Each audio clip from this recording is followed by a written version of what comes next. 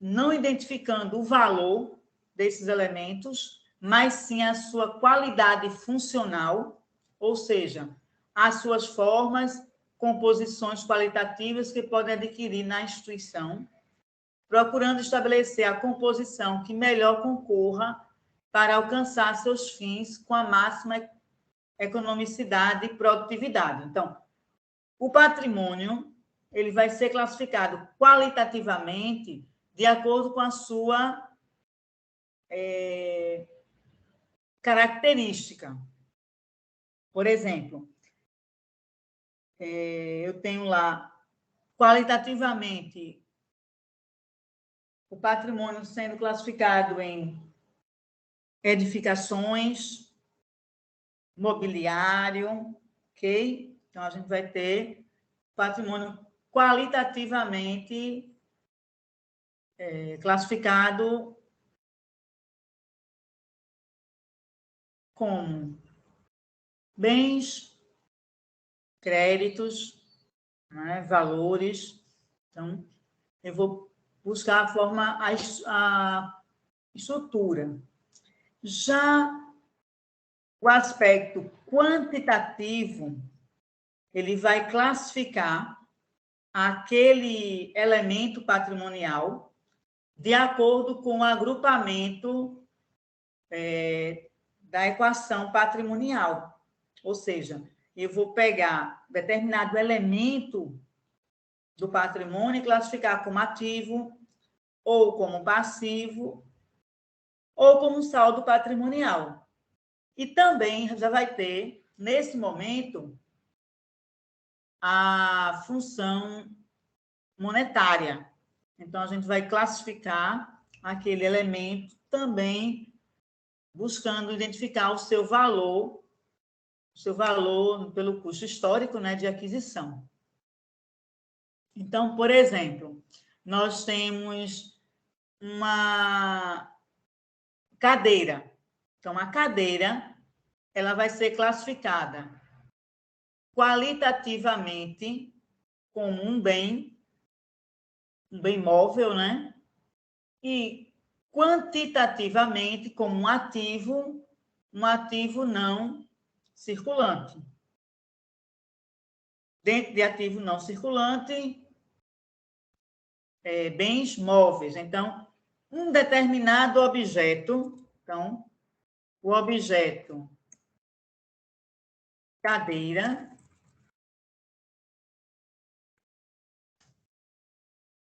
pelo aspecto, gente, aspecto qualitativo, vai ser um bem móvel. Pelo aspecto quantitativo, ele vai ser um ativo não circulante.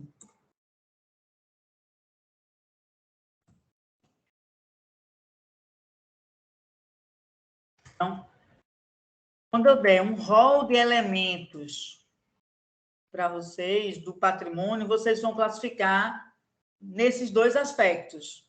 Então, professora, quer dizer que um elemento do patrimônio ele vai ser classificado nas duas formas. Sim, ele vai ter o seu aspecto qualitativo e vai ter seu aspecto quantitativo. Tranquilo? Perguntas?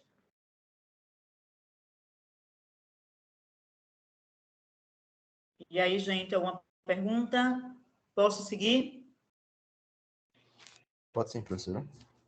Bom, então, nós temos que a contabilidade pública, o seu patrimônio, essa figura, ela detalha um pouquinho essa classificação dos aspectos qualitativo e quantitativo.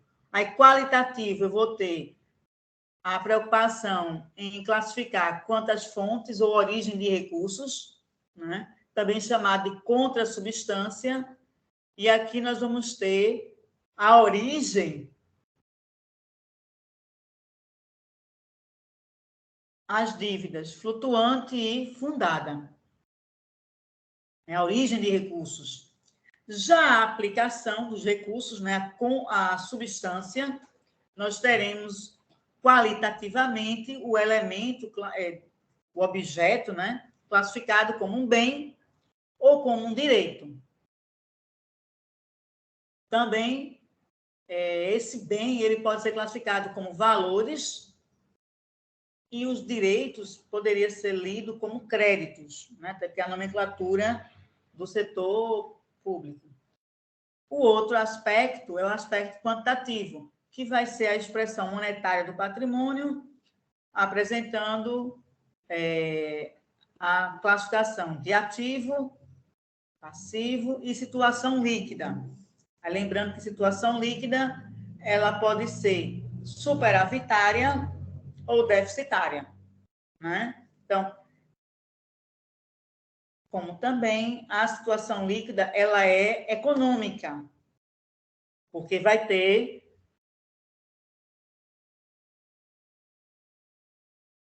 operações tanto de origem financeira como não financeira.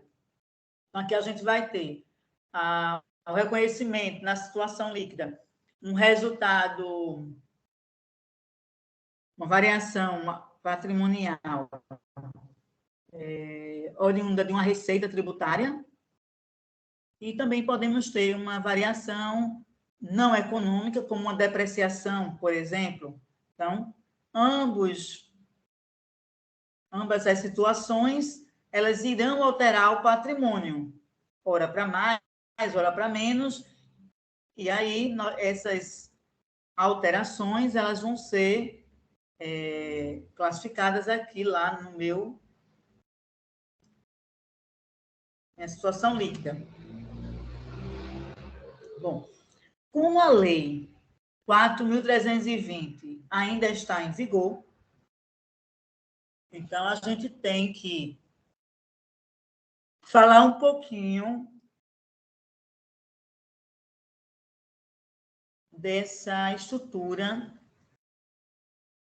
do ativo segundo a lei 4.320. Então, segundo essa lei, é o conjunto dos elementos representativos das aplicações de recursos, recursos esses orçamentários e extra-orçamentários, ou a parte positiva do patrimônio, né, onde a gente vai ter o ativo subdividido em financeiro e permanente. Pela NBCT 16, o ativo é circulante e não circulante, né? Pela 4320, ele divide em financeiro e não financeiro, onde o ativo financeiro vai ser aquelas contas voltadas para disponibilidades de forma imediata ou realizáveis também de imediata liquidez. Tudo aquilo que não tiver uma liquidez imediata, a 4320 subdivide como ativo permanente. Então, vai ter os bens móveis, imóveis. Nesse caso aqui, nós temos estoque, né? No caso aqui, nós temos estoque, nós temos o estoque, que é lá do ativo circulante, ele vai ser, pela 4320, classificado como ativo permanente, né? A conta valores, né? Dívida ativa. A dívida ativa até 12 meses é circulante. Porém, para a 4320, é classificada como valores ativo permanente, né? Lá na conta de créditos.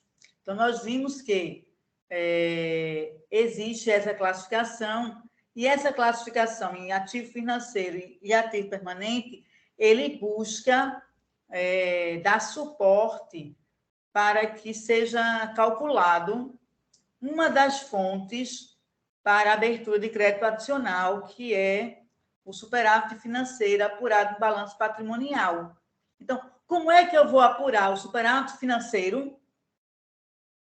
Usando a nomenclatura atual, que é de circulante não circulante. Então, para calcular o superávit financeiro, a gente vai ter essa segunda classificação do patrimônio, Então, professora, quer dizer que eu também terei que classificar o elemento, além de circulante e não circulante, como financeiro e permanente? Sim, exatamente. Para quê? Para dar suporte ao cálculo do superávit financeiro apurado no balanço patrimonial.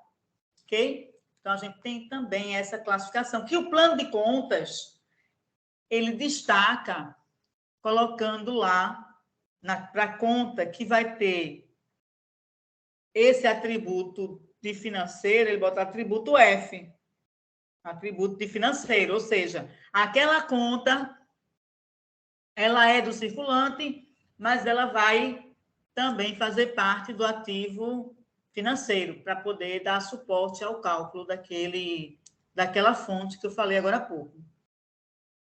Tranquilo?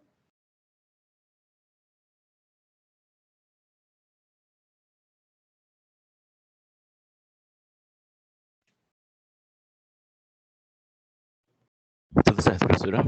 Ok.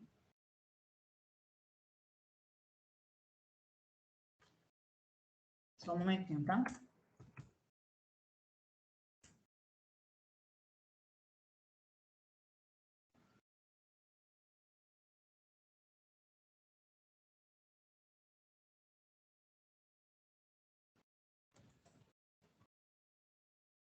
Bom. Então, nós temos que o passivo, na contabilidade, né? Ele vai corresponder também a essa subdivisão de financeiro e permanente. Então, tanto o ativo quanto o passivo, né? As obrigações. E aí nós temos no ativo financeiro a dívida flutuante, né? Extra-orçamentária, aquela de curto prazo, que aí nós temos como exemplo as contas de restos a pagar, né? Que foram aquelas despesas empenhadas e não pagas, podendo ter sido liquidadas ou não. Nós temos também a conta de serviços da dívida a pagar, que corresponde aos restos a pagar da dívida e encargos, ou seja, os juros, né? Todos os juros da dívida que não foram empenhados e pagos no ano anterior, eles vão ser classificados como serviços da dívida e vão fazer parte aí do meu passivo financeiro. A conta de depósitos, né, onde nós temos as consignações, as retenções, as calções, ou seja, aquelas operações de curto prazo que, via de regra, são recursos que pertencem a terceiros, mas que estão momentaneamente sendo geridos pelo poder público, né, sob a sua responsabilidade temporária, né? Por exemplo, quando a gente fala de consignações, no caso da folha de pagamento de um servidor público, existe a retenção do imposto de renda, existe a retenção lá da previdência própria, né? Regime próprio. Existe a retenção quando, no caso de empresas, né? Quando a empresa paga parte do plano de saúde. Então, a retenção de plano de saúde, retenção de empréstimos consignados. Então, esse tipo de operações que vão estar lá sendo deduzidas da folha do servidor, quando é feito pelo regime de competência, nós reconhecemos a folha no mês, não é isso? E só pagamos a folha no mês subsequente. Então, aquelas retenções, elas são classificadas como consignações e vão ficar de forma transitória lá no passivo do governo, até o dia que o governo vai e repassa a quem de direito, ou seja, repassa o recurso do regime próprio para a autarquia específica, né?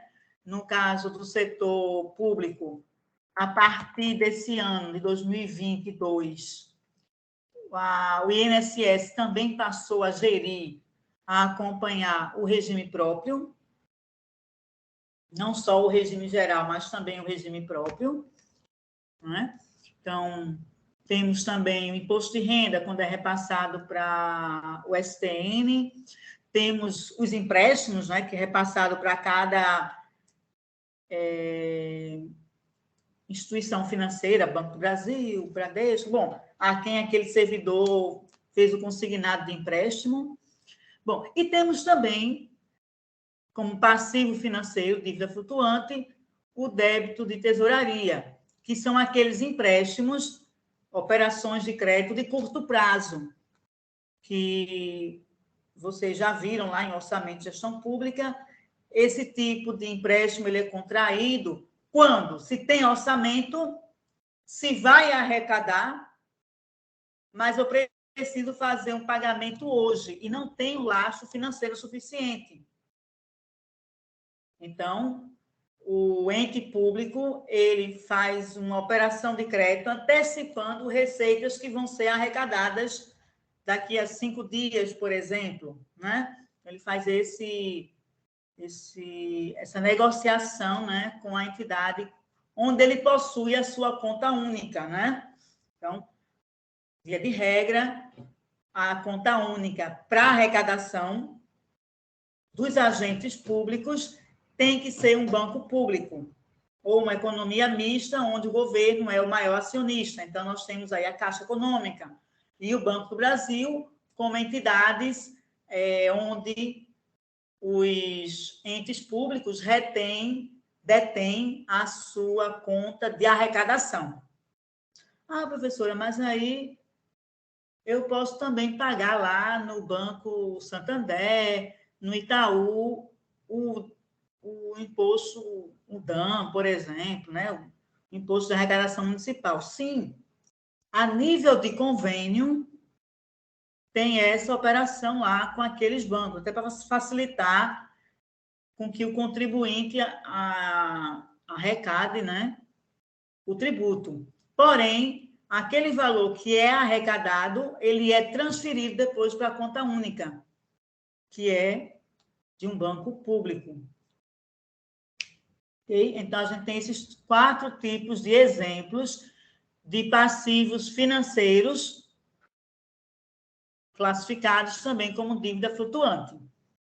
Em contrapartida, o passivo permanente ou não financeiro, ele é composto pela dívida fundada, onde eu vou ter a dívida interna, ou seja, as operações de crédito feitas internamente, ou então a dívida externa, operações de crédito feitas com entidades internacionais. O FMI, né?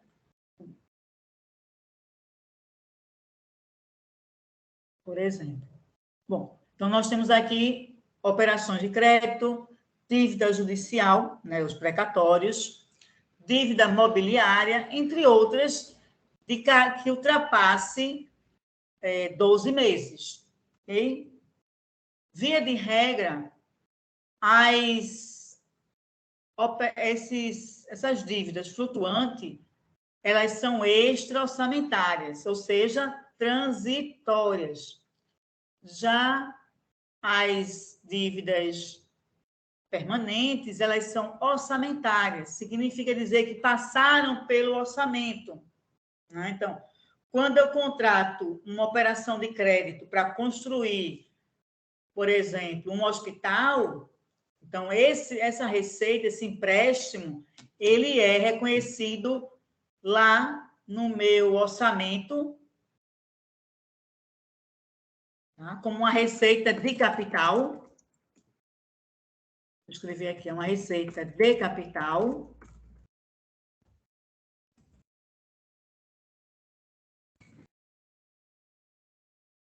Dentro de capital, operações de crédito.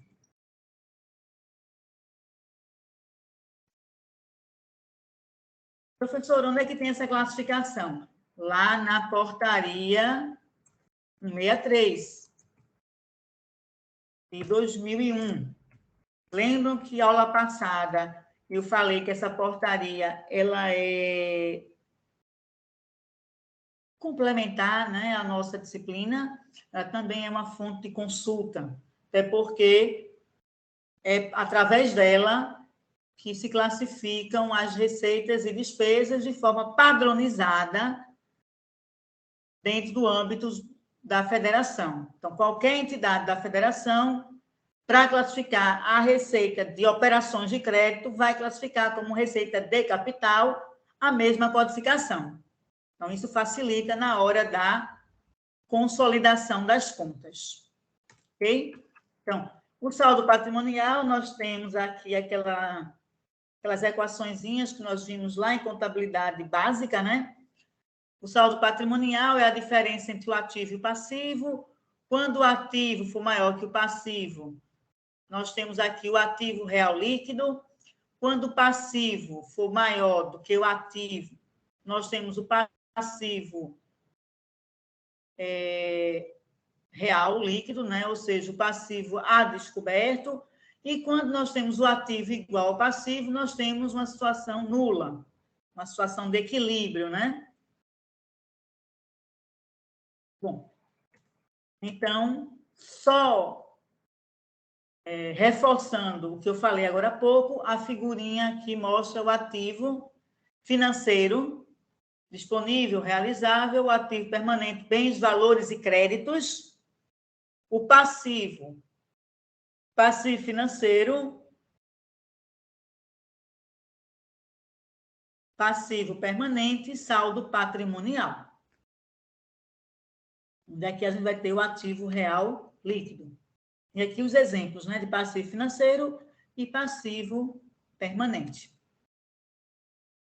Bom, visto essa classificação, né, qualitativa, quantitativa, visto essa subdivisão que a 4320, né, estipula para que haja a facilidade, né, em calcular o superávit financeiro, até porque essa classificação ela atende ao anexo lá da 4.320. No anexo da lei 4.320, o balanço patrimonial ele é dividido de acordo com essa subdivisão em financeiro e permanente, ok? Então, quando nós formos falar de balanço patrimonial, a gente vai ter a roupagem circulante, não circulante, como a estrutura padrão, né, o anexo padrão do balanço patrimonial, porém, teremos também anexos complementares ao balanço. Aí, um desses anexos complementares será essa divisão de circulante, de financeiro e permanente. Ou seja, é um outro balanço que a gente vai ter que calcular, né, que apresentar.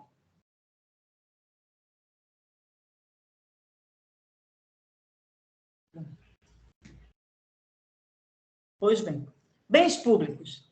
Os bens públicos correspondem ao conjunto de recursos tangíveis, né, mantidos para uso na produção ou fornecidos, ou fornecimento de bens ou serviços pelos quais o ente público desenvolve suas atividades de prestação de serviço, de forma direta ou de forma indireta, né? Benefício, esses voltados sempre para a sociedade. Então, os bens eles são divididos em 3 categorias, de acordo com o Código Civil.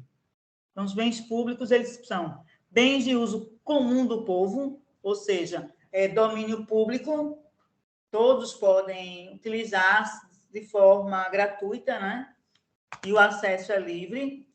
Bens de uso especial é o patrimônio administrativo, onde o acesso a esse patrimônio ele é restrito, né? Tem uma determinada limitação de acesso. Por exemplo, a UFAO, a autarquia UFAO. O campus, o acesso é livre, né? As salas de aula, o acesso é livre. Porém, a parte administrativa, o acesso é restrito, né? Tipo, ali na sala da coordenação, o acesso ele vai ser permitido mediante autorização do servidor responsável, né? E os bens dominiais ou dominicais é um patrimônio disponível, né? Cujo acesso ele também vai ser livre ou restrito e corresponde àqueles bens que o governo possui, mas que não tem uma destinação específica, né? Ele pode ser utilizado no momento atual ou está lá disponível para ser usado em momento futuro. Por exemplo, um terreno. Então, o governo possui um terreno e esse terreno ele pode ser utilizado para a construção de alguma escola no futuro ou algum hospital, né? Um galpão. Aí o galpão, por um tempo, ele foi o almoxarifado lá da Secretaria de Saúde.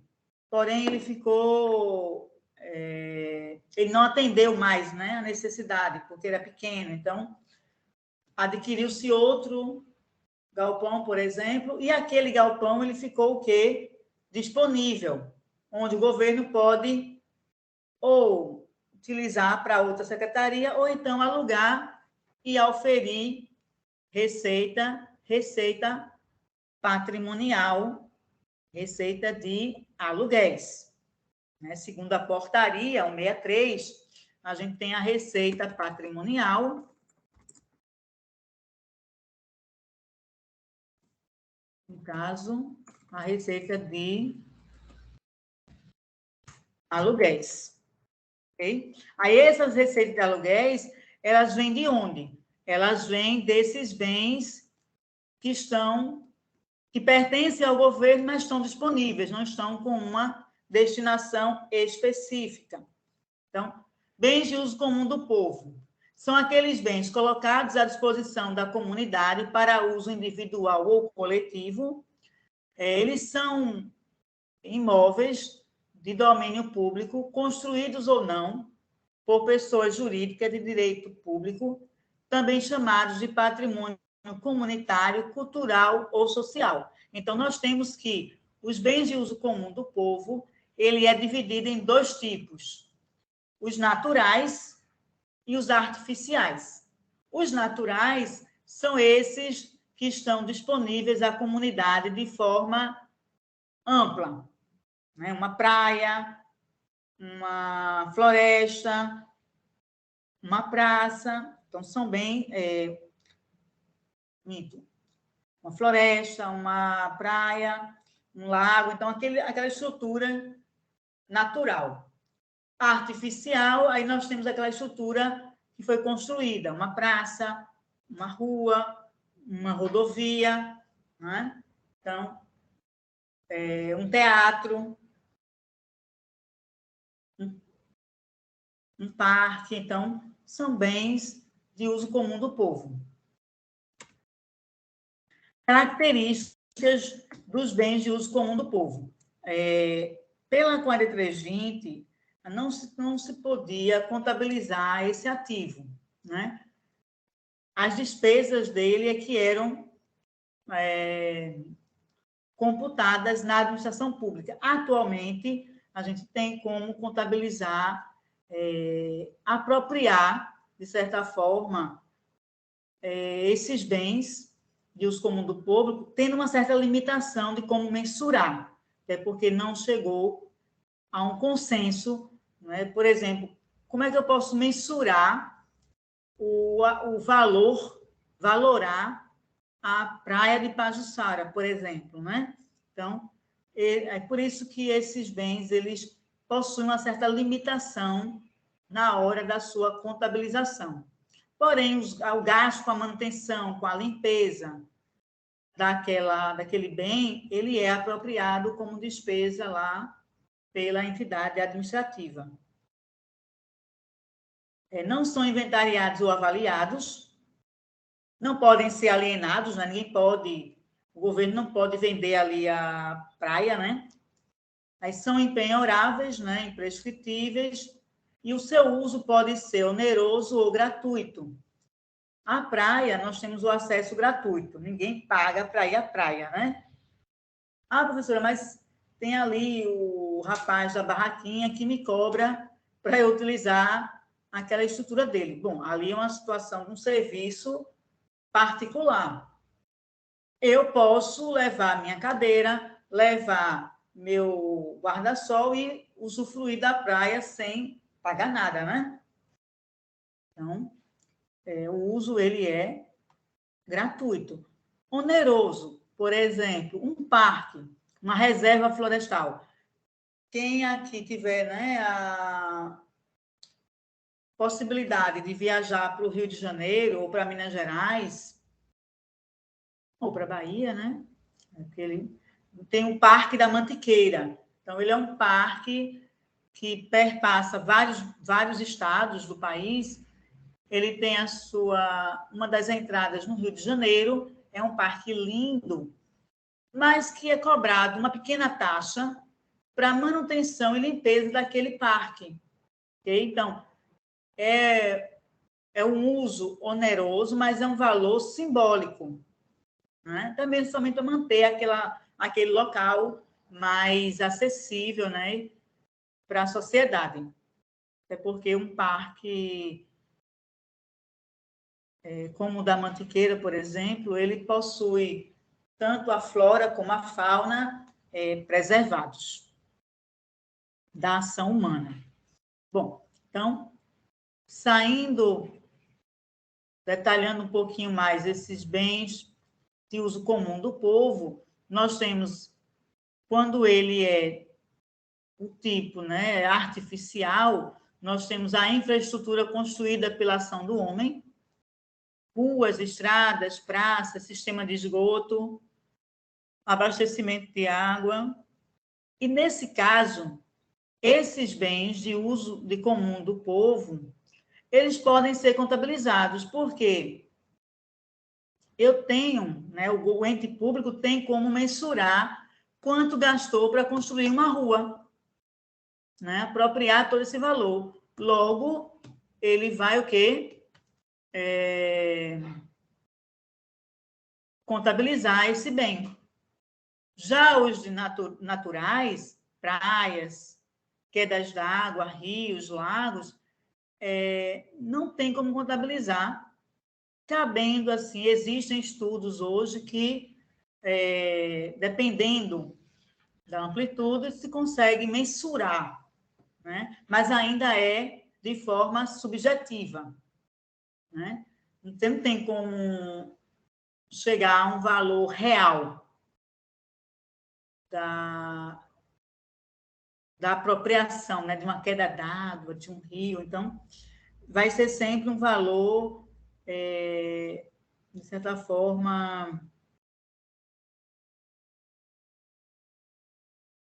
não efetivo, né? Vai ser um valor estimado. Bom, e outro tipo de bens de uso comum do povo são aqueles bens culturais, onde nós temos sítios históricos, parques, né? Prédios históricos, áreas de conservação e reservas naturais.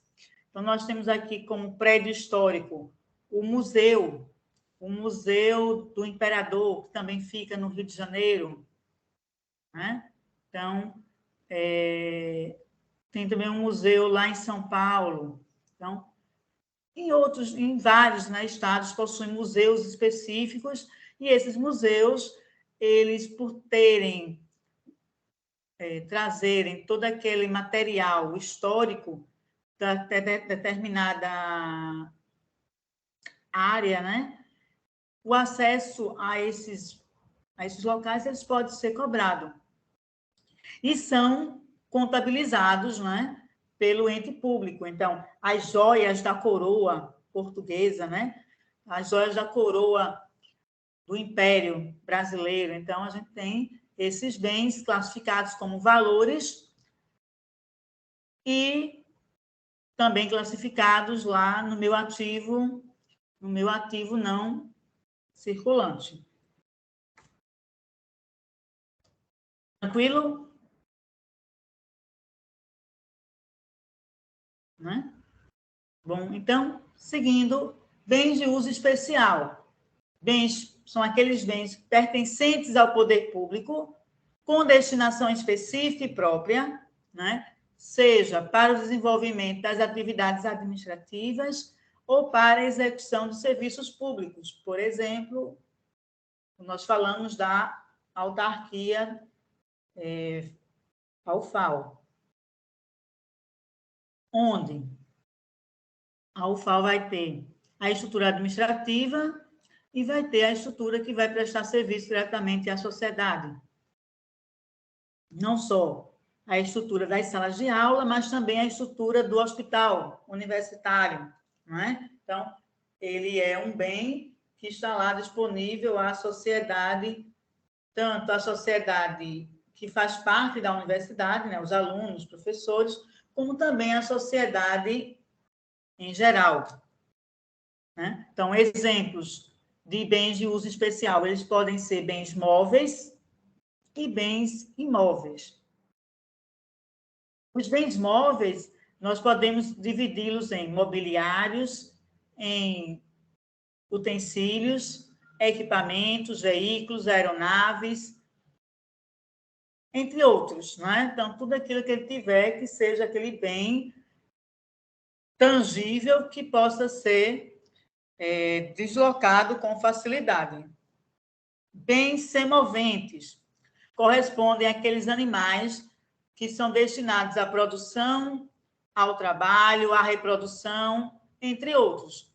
No caso da UFAL, nós temos lá o Centro de Biomedicina, o Centro de Biologia, que trabalham experimentos, né, com animais. Então, esses animais, eles vão fazer parte lá do patrimônio do ente público e vai estar lá classificado como semovente. A nossa escola, né, de agrícola. Então, ela vai ter seus animais para estudo. Então, esses animais, eles vão fazer parte do ativo não circulante, né? E vai ser lá classificado como bens semoventes. No caso da Universidade Federal Rural de Pernambuco, eles possuem búfalos, entre outros animais, né? Então, a área é bem maior do que a nossa aqui, né? A nossa é um campo, é apenas uma unidade, né? Lá é uma universidade, o seu campus, ela é bem maior do que o nosso campus daqui da UFAL, porque ele se divide tanto da parte estrutura, quanto a parte onde vai ter lá a criação dos animais, que são objetos de estudo para os alunos dos seus cursos, né, de agronomia, veterinária e por aí vai. Bom, nós temos os bens imóveis, terrenos, propriedades rurais, prédios, salas, bens imóveis em andamento, que são aquelas obras, não é?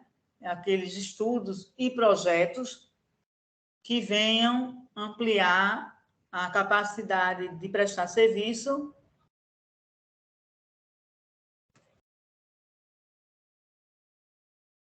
e a figura a seguir, ela mostra as características dos bens de uso especial. Ou seja, lá no topo, são contabilizados no ativo permanente, né? Gerando variações patrimoniais. Ativo permanente, né? Não circulante, não é isso? E circulante, dependendo do tipo, né, de bem. Por exemplo, o estoque, ele vai ser um bem circulante. São inventariados e avaliados, são inalienáveis, se utilizados na prestação de serviços públicos, ou seja, são aqueles bens afetados. Então, você já deve ter escutado a palavra, o termo, né? Tal bem, ele é afetado. Então, ele não pode ser alienado, não pode ser vendido. São alienáveis se não afetados, ou seja, se forem um bem classificado como disponível. Porém, essa receita dessa alienação, ela vai seguir ao que está estabelecido na Lei Federal 101. Ou seja, deve ser alocado para aquisição de outro bem.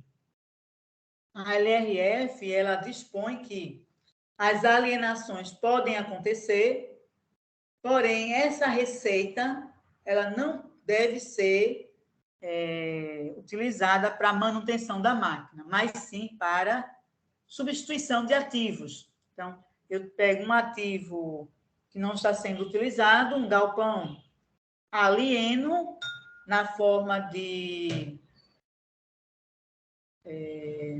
uma privatização, né? Na forma de leilão, e esse bem, esse valor vai ser revertido para construção de um hospital, construção de uma escola. Bens dominiais ou dominicais, que constituem o patrimônio disponível, pois são destituídos de qualquer destinação específica, né? Eles estão prontos para serem utilizados em qualquer tempo, ou mesmo eles estão ali aptos a serem alienados. Exemplo, eles podem ser bens móveis e imóveis e bens de natureza industrial. Os bens dominiais, eles vão ter como característica, são contabilizados no ativo permanente, né? Gerando as variações aumentativas e diminutivas. Então, na hora que eu adquiro um bem, variação aumentativa, no momento que eu alieno esse bem, é uma variação patrimonial diminutiva. Depreciei, é uma variação diminutiva, então são várias variações que vão atualizar, né, esse bem. São inventariados e avaliados.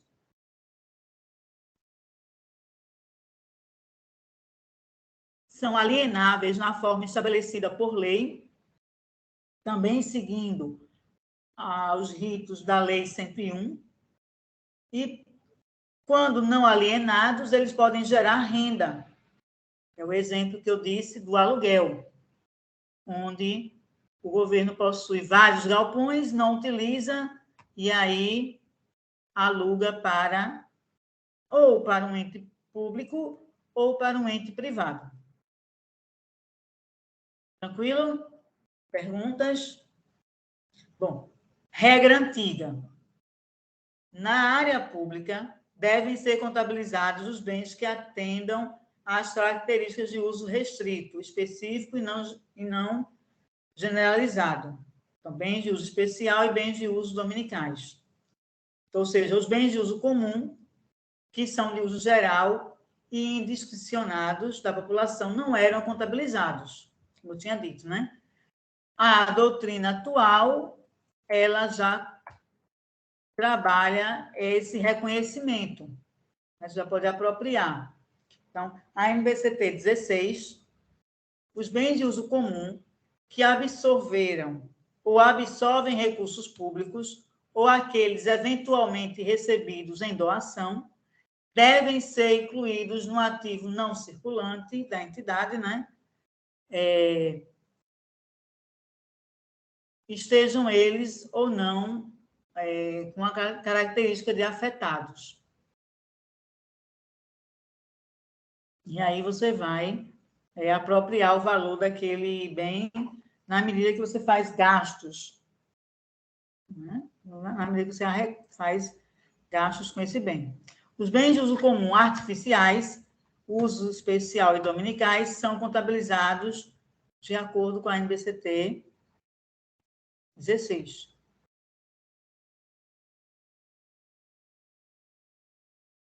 Então, antes da publicação da NBCT 16, os bens de uso comum do povo não eram objetos de registro da CASP.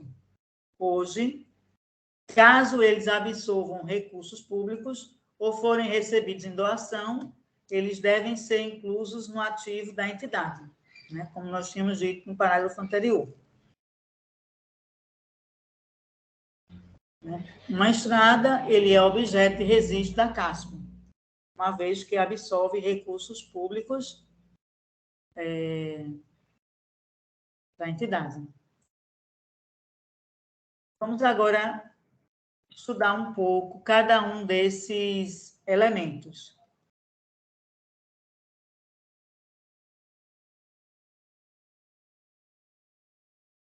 Bens imobilizados. Vamos agora ver a NBCT 16.10. Características dos bens imobilizados. Inclui os gastos adicionais ou complementares, né? Então, a gente vai incluir qualquer gasto lá no meu ativo imobilizado. Ele é mensurado ou avaliado com base no valor de aquisição, no valor histórico de aquisição dele, ou se ele foi produzido, ou se ele foi construído. Então, se o ente público construiu um hospital, então o valor daquele hospital vai ser o valor gasto para a construção daquele objeto. Quando os elementos do ativo imobilizado tiverem vida útil econômica limitada,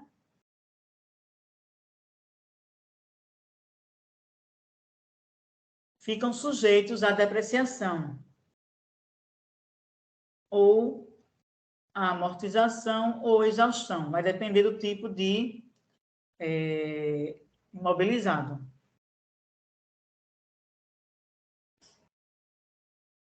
Outra característica é, quando se tratar de ativos do imobilizado obtidos a título gratuito, uma doação, né? Deve ser considerado o valor resultante da avaliação obtida com base em procedimentos técnicos, ou então buscar o valor patrimonial que está lá no termo de doação. Então, para que alguém doe um bem ao ente público, no próprio termo de doação tem que ter o valor estimado daquele objeto, né? Avaliado, previamente avaliado e mensurado. Até porque os bens obtidos por doação devem ser apropriados ao patrimônio.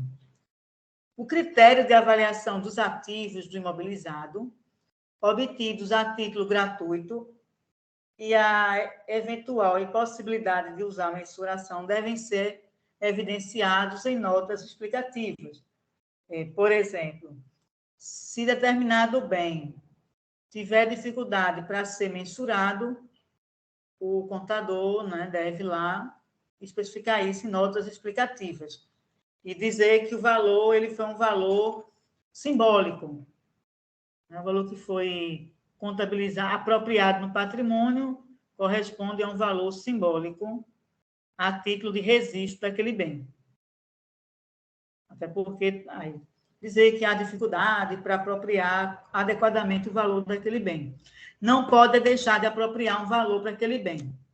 Todo bem tem que estar lá apropriado com um valor monetário.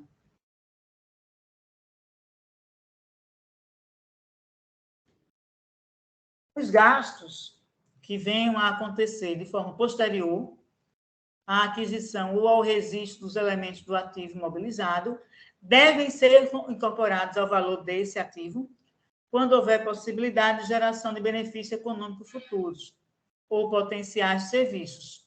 Então, qualquer outro gasto que não gere benefício futuro deve ser reconhecido como despesa do período em que seja incorrido. Então, eu tenho aqui a UFAL.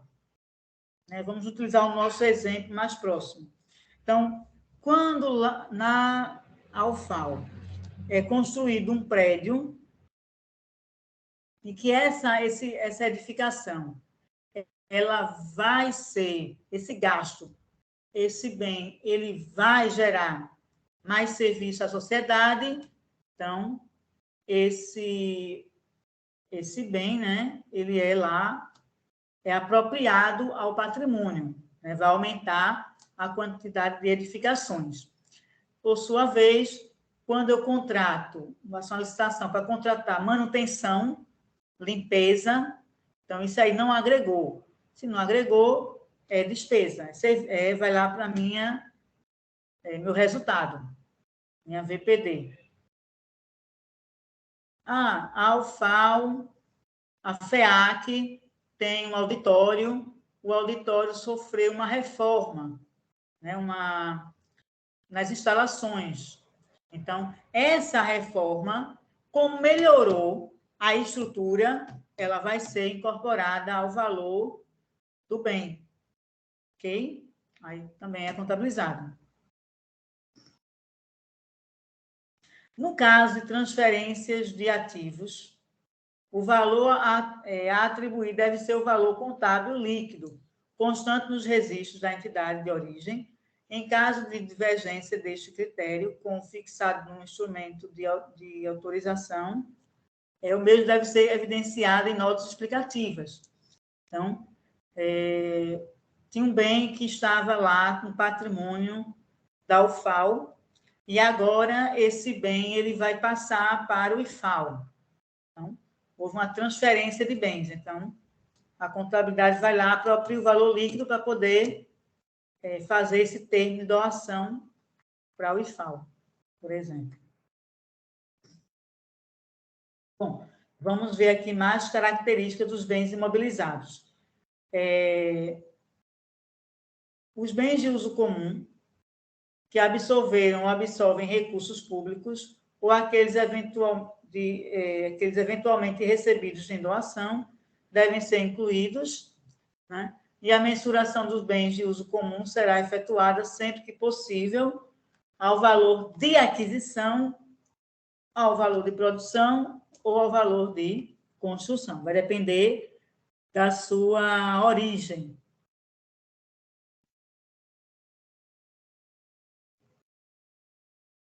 Já os bens intangíveis, que constituem os recursos não monetários, identificáveis e sem essência física, controlados e geradores de benefícios econômicos futuros ou serviços potenciais, né? Segundo a IPSA 31, as entidades, né, frequentemente despendem recursos ou contraem obrigações com aquisição, desenvolvimento, manutenção ou aprimoramento de recursos intangíveis com conhecimento científico, técnico, desenho e implantação de novos processos ou sistemas, né? São exemplos de bens contratados, né? De forma que são classificados como intangíveis.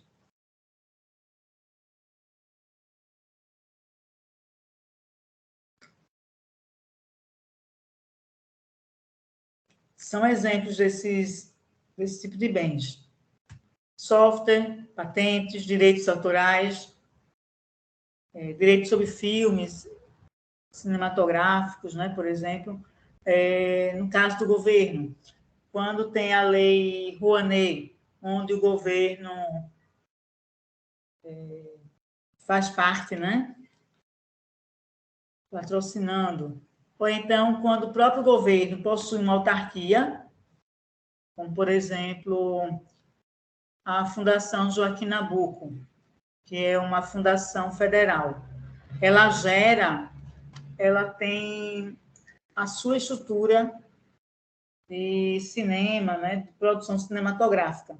Então, todo aquele material cinematográfico ou de áudio que é produzido pela fundação, ele vai ser classificado como bem intangível, vai compor o patrimônio daquela fundação federal e também, quando consolidar, vai fazer parte das contas do governo federal, né, dos patrimônios do governo federal.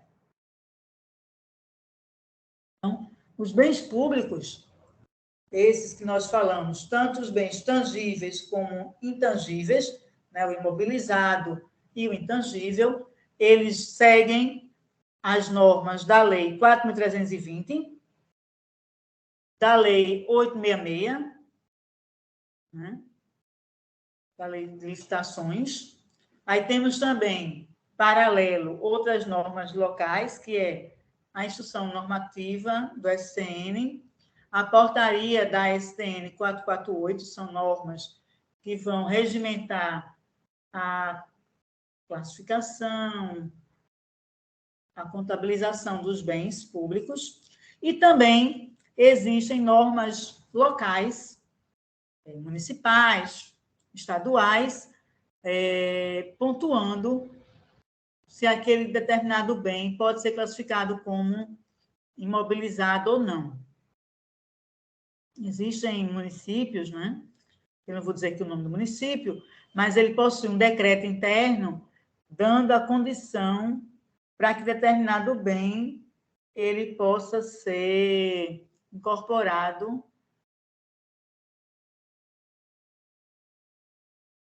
ao patrimônio, né, como um bem permanente. Aí não só o valor, mas também a sua vida útil.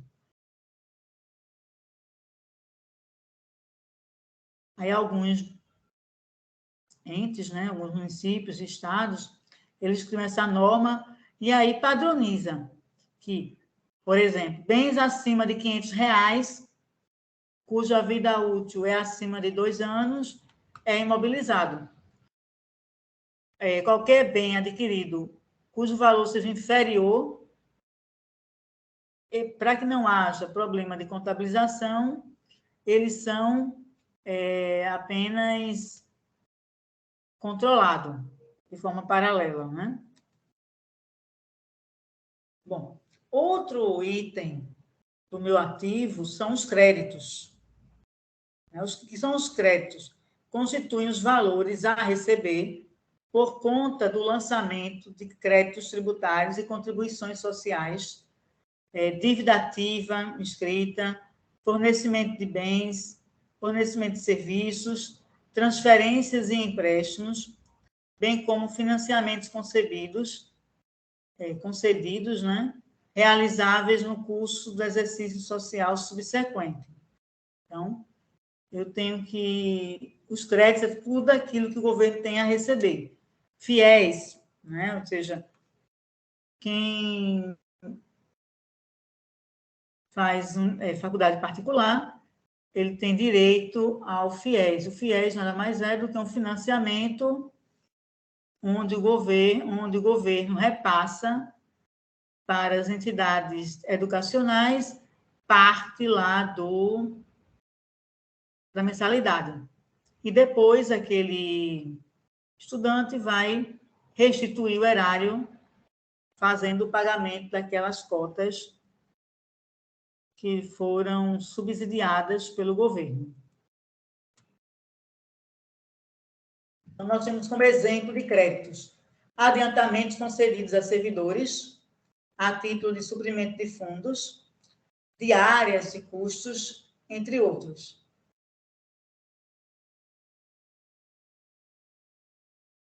Desembolsos antecipados, a exemplo da aquisição de títulos de prêmio de seguro e aquisição de periódicos, despesas pagas antecipadamente, por exemplo, está aqui nesse grupo. E, por fim, débitos de agentes arrecadadores, ou seja, depósitos bancários não creditados, pagamentos efetuados a maior ou indevidamente, né, a outros entes que deverão ser convertidos em numerário. Então, quando paga-se em duplicidade, a gente reconhece aquele direito do credor. Um exemplo, né, eu posso dizer até por mim mesma. Eu, sem querer, eu paguei em duplicidade uma parcela aqui do IPTU. Então, o município, concomitante, né, de imediato, reconheceu esse pagamento em duplicidade e, como o governo, geralmente, né, ele não gosta de devolver dinheiro para ninguém, né, ele faz a compensação, né, devolver só nas últimas, no caso do imposto de renda, né, quando restitui, tem que ser em dinheiro mesmo, e se pudesse ser de outra forma, o governo iria buscar essa outra forma, né? Mas aí o município reverteu esse valor que eu paguei a maior, abatendo de uma fatura subsequente. Ah, professor, mas se não tivesse fatura subsequente, aí o governo teria que me devolver o dinheiro ou fazer o abatimento lá no IPTU, na parcela do ano subsequente. Bom, aí vai depender das negociações. Ok?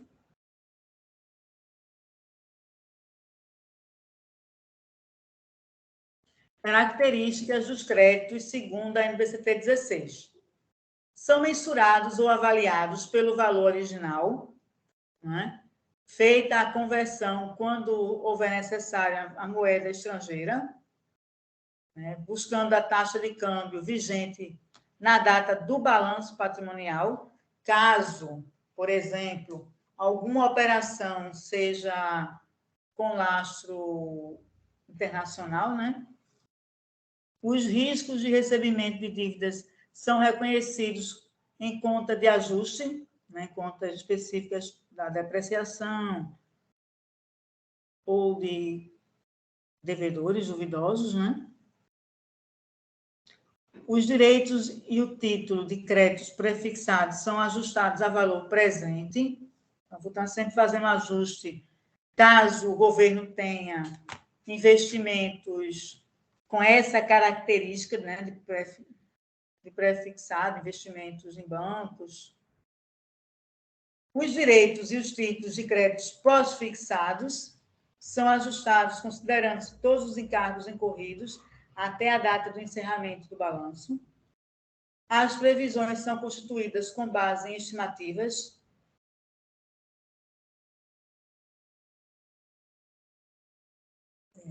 pelos prováveis, né, valores de realização para os ativos. As atividades e os ajustes apurados são contabilizados em conta de resultado específica. Né? Você não vai lá e abate do valor do bem. Você vai criar, contabilizar uma conta específica. No caso, a depreciação, a amortização, a exaustão são contas que fazem esse tipo de operação, né? De ajuste do valor do bem. Bom, estoque. O que é o estoque? Ele é considerado como a principal área de operação dos órgãos e entidades do setor público. Ele representa um dos itens de grande relevância do patrimônio, uma vez que o seu controle vai garantir o bom consumo, né, dos insumos os quais são necessários para a prestação de serviço do ente público. Então, nós temos estoque de material de consumo, limpeza, informática, né? Temos também, como exemplo, material permanente, e aí, segundo algumas leis, né, superiores a 2 anos, por exemplo, computadores, mobiliário, equipamentos em geral. Características do estoque, segundo a NBCT 16. Os estoques são mensurados ou avaliados com base no valor de aquisição, ou então, com base no valor que ele foi produzido ou que ele foi construído. Né? No caso, o governo possui uma fábrica, e aí ele produz medicamento, então ele vai lá e mensura o preço desse produto com base nos seus custos operacionais, né? E matéria-prima para gerar esse estoque, esse bem. Os gastos da distribuição, né, de administração geral e financeiros são considerados como despesas do período. Se o valor de aquisição de produção, por exemplo, ou de construção, for superior ao valor de mercado, deve ser feito ajuste daquele valor daquele produto. O método para mensuração e avaliação das saídas de estoques, né, é o do custo médio ponderado. Então, a gente faz uma média entre o produto que foi adquirido com o preço anterior. Até porque também é o que é permitido, né, via Receita Federal. Mais características do estoque. Quando houver deterioração física parcial, obsolescência daqueles bens que estão em estoque, bem como outros fatores análogos, deve ser utilizado o valor de mercado para reduzir, né? Reconhecer esse bem. Os resíduos e os refugos devem ser mensurados na falta de critério mais adequado pelo valor realizável líquido, relativamente às situações previstas no artigo 13 e 18 desta norma, no caso, a Lei 101, as diferenças de valor do estoque devem ser refletidas em conta de resultado, ou seja, a atividade seja primária e que o custo de produção ele não ultrapasse o valor de mercado. O que acontece com os estoques de animais, né, na parte agrícola. Como reconhecer o valor de um bezerro que nasceu? Então, a gente vai ver o preço que é o preço das commodities agrícolas, né, para aquele produto. E com isso você precifica, né, aquele bem, incorporando lá ao teu patrimônio. Bom, com relação